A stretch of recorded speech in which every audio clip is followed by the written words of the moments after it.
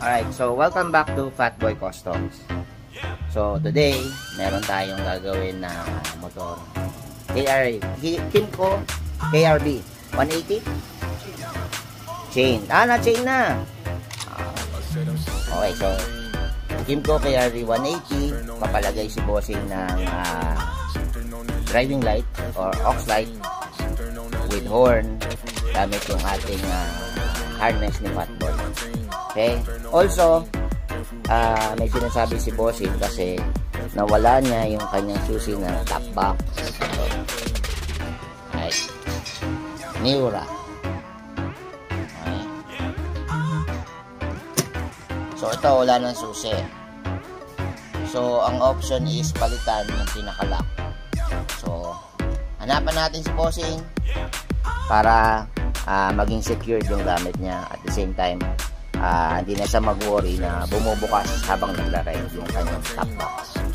Okay, so abangan nyo ang ating full video ng paggawa ng aux light gamit ng harness ni Fatboy, and then kung saan natin siya lalagyan ng mga brackets for the aux light. Okay, see you in a while.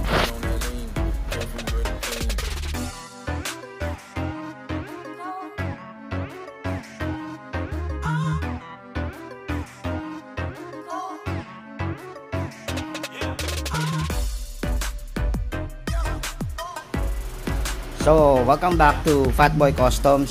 Now, tapos na tayong mag-wiring sa ating KRV 180. Right? Now, pakita ko lang sa inyo, ang ginamit natin sa kanya is yung harness ni Fatboy 3. Okay? Nandun si passing, and then pati sa pagbusina, makakapag-passing ka. But since na nasa warranty pa ang motor ni bossing, we opted for passing na lang doon sa busina.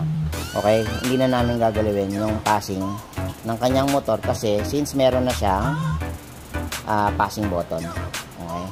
So, sabi ko nga kay bossing, once na out of warranty na, okay na natin galawin yung kanyang harness, yung main harness ng kanyang motor. Pwede natin ikabit dun sa passing button ni sa passing line ni harness ni Fatboy 3. Okay? So, pakita ko lang sa inyo. Ganyan siya kalinis. Okay? Nag-avail din si bossing ng ating PIAA. Okay, naka-dual relay. And then relay ng busina. And then ito na yung pinaka-harness. Okay? Sobrang linis, hindi mo mapapansin, parang naka-stock ka pa din. Okay, so later on, pagkatapos magawa or mai-install yung ating custom made na crash guard for KRV, demo natin lahat na nakakabit na. Okay?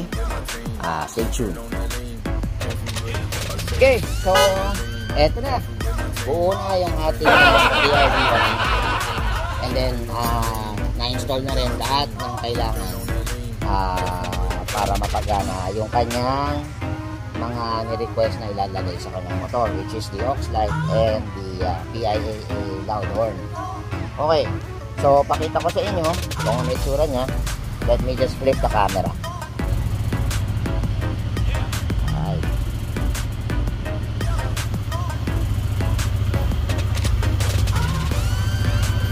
Customize yung aming crash guard, semi crash guard.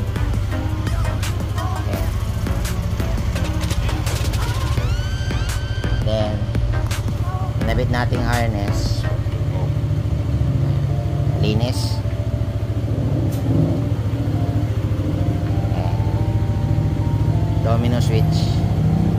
Okay, testing natin.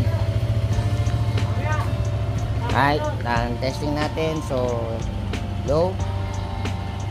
Yung low niya is yung dilaw. Yan. High. Busina. Alright. So, yan ang ating harness ni Fatboy version 3. Okay.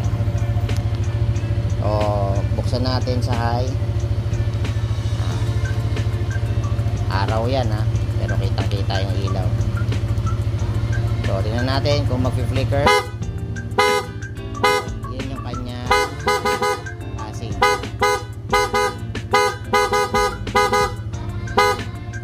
Tayin natin.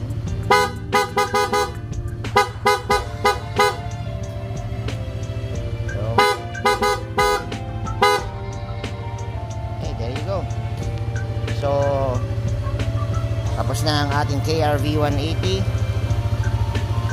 Okay, nilagyan ng harness ni Fatboy 3 with Night Reaper copy ni LAZX and then PIAA horn. Okay, that's it. Thank you for watching Fatboy Customs.